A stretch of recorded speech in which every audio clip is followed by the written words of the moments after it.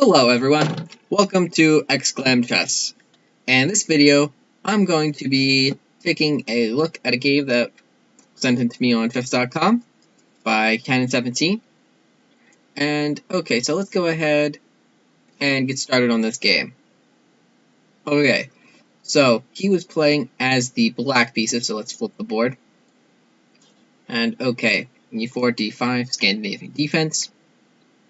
e5, that's not the best choice for white. It's best to probably just go ahead and take on d5, because what winds up happening is if white pushes forward, it usually winds up giving the black pieces the best of both worlds of chess openings, so to speak, because it gives black the unhindered light-scored bishop of the Caro-Kann, since black hasn't pushed his pawn to e6, and it also will give black the ability to play c7 to c5 in one go, and he'll be able to save a tempo,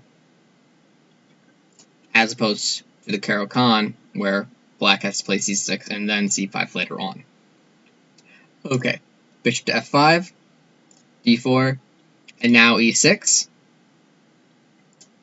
knight c3, c5. So there we go. Black has gotten both benefits of those two openings.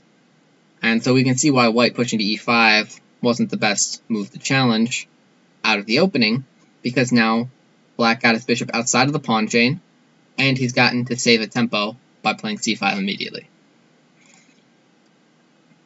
Bishop b5 check, knight c6, bishop to e3, c4.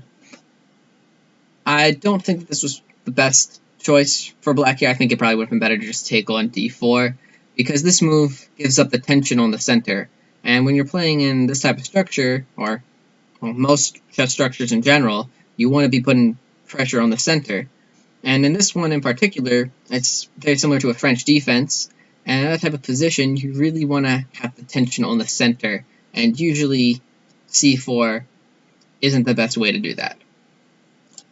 h3, queen c7, knight f3, a6, forcing the bishop to make a decision and take the knight. Retreating would be a bad idea, because then the bishop would get trapped, so it's pretty much forced to take. Queen c6, a3, b5, knight g5, h6, knight f3, knight e7. We need to do knight c8 and castles queenside. Okay, that's really not a good idea for white. This is pretty bad, because already black already has some advancement on the queenside with these pawns, and meanwhile white doesn't really have any clear ways of getting to the black king. Meanwhile, black's going to have a clear plan: just advance these pawns and start to try to open up this white king here. And so b4 could be played immediately to try to attack these pawns, or maybe it's better to go a5 and then b4. That's what I would probably do, and that's also what our player in the game did. a5, knight h4, bishop to h7, f4, and now b4. And now I would not want to be the white king, because these pawns, it's starting to look a little bit scary. A takes b4, a takes b4, knight b1, queen b5, queen b2, rook a1, and yeah, I'd really not want to be the white king right now. I'd much rather be black. Okay, king e1, rook takes b2, and now black's up the pawn. Rook c1, b3, king f2, rook takes c2. Now black has two extra pawns, and already these pawns are looking a little bit scary, because these are two passed pawns that don't have many squares to go until they can become queens. And also, these two pawns are connected, so if black ever gets down to an endgame, say he can't create a win immediately in the middle game or something like that, these pawns pretty much guarantee an endgame win. Because anytime you can get 2 connected passed pawns, that's pretty much an instant win right there in an endgame. Rook takes e1, rook takes e1, bishop to e7, knight c3, queen to a6, queen g4, castling to guard the g-pawn, f5, bishop takes at f5.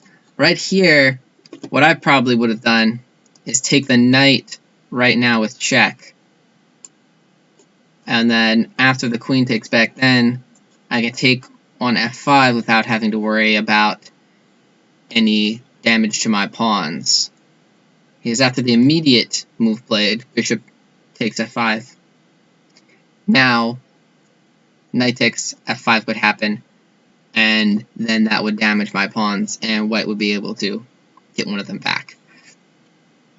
Okay, for the game, white played queen to g3 instead of taking on f5. Now bishop takes at h4. Queen takes h4. b2. Now that pawn's looking pretty scary. Rook e1. Knight b6. Queen g3. Bishop g6. h4, h5. Now, black just played that. Now, white can't play h5 to hit the bishop. Queen to f3. Knight a4. Trying to remove the piece that's preventing the pawn from being able to queen. Knight b1. Rook c8. Bishop c3. Queen b5. Knight a3, queen b3. And now at this point, it's getting to be that white is just losing so much that I'm just going to flip through these next few moves pretty quickly, because at this point it's just overwhelmingly easy for black to win.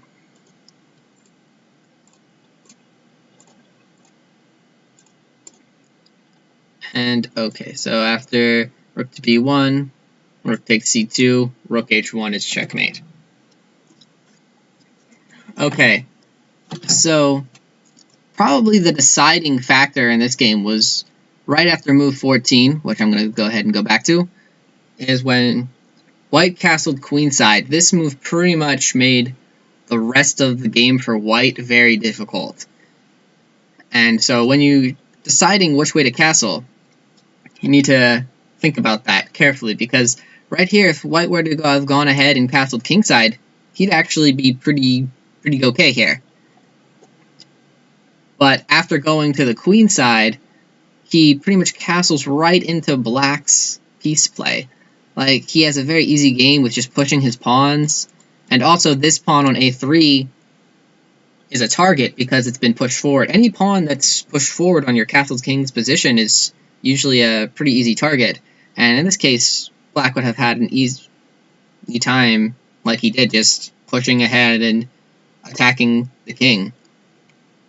And so, yeah, it made it really easy for black, and very fun, I can imagine, to play this position for black.